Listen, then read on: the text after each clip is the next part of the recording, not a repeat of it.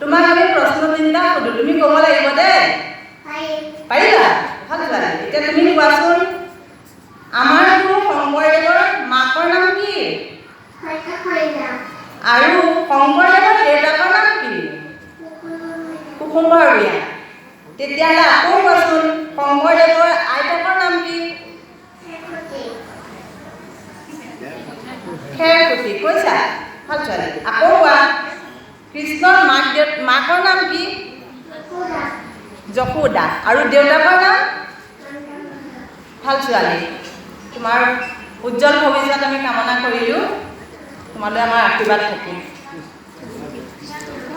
Krishna.